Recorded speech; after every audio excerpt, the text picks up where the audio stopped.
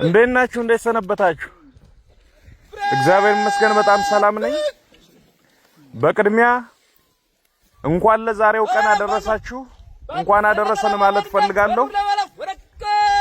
በዚህ ትግል ውስጥ በዚህ አብዮት ውስጥ ሺዎችን አሰልጥነናል፣ ሚሊዮኖችን አደራጅተናል፣ በርካታ ሺዎችን አስታጥቀንም በርካታ ድሎችን ተጎናጽፈናል።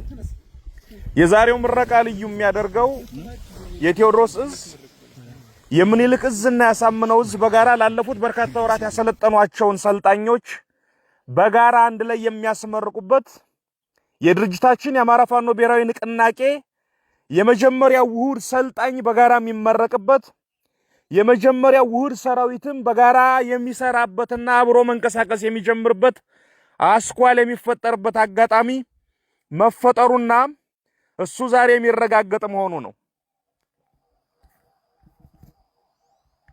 ላለፉት በርካታ ወራት ስልጠና ሲካሄድ የጠላት ጀነራሎች ተፎካክረው በግዳጅ ታዘውም ጭምር ይህን ስልጠና ለማቋረጥ መድፍ ደቅነው ዙ23 አሰልፈው ያልሞከሩት ሙከራ ያልጣሩት ጥረት አልነበረም። የሁሉም መቋጫ ዛሬን ጨምሮ አለቆቻቸው እንዳልቻሉ መነገር ብቻ ነው የሆነው። ይህን ስልጠና የወሰዳችሁበት ቀጠና ዲማና አካባቢው ለምጨን ዳግማዊ በላይ ዘለቀ ማሰልጠኛ ተቋም ጀግናው ደጃዝማች በላይ ዘለቀ ሀገራችን ሊወር ከመጣ ጣሊያን ፋሽስት ጋር ከፍተኛ ትንቅንቅ አድርጎ በርካታ ሺዎችን አሰልፎ የተዋጋበት የተፋለመበት ራሱን ከልሎ ትግል የመራበትና ህዝቡንና ራሱን እና ሀገሩን ነፃ የወጣበት ቀጠና ነው። ስለዚህ በሸለቆው በጀግኖች መንፈስ በበላይ ዘለቀ መንፈስ ተሰባስበናል፣ ሰልጥነናል፣ በዛሬው ቀን ለመመረቅ በቅተናል።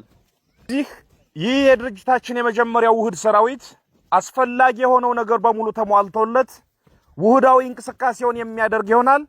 ቀጣይ ተልእኮዎችና ግዳጆችን የሚወስድ ይሆናል ማለት ነው።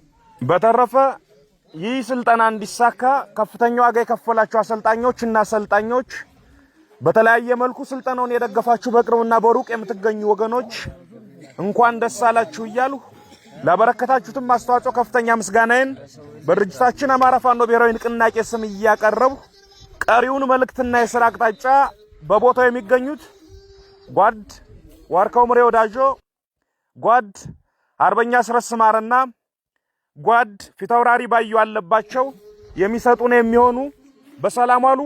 በድጋሚ እንኳን ለዚህ ቀን አበቃችሁ፣ እንኳን ደስ አላችሁ።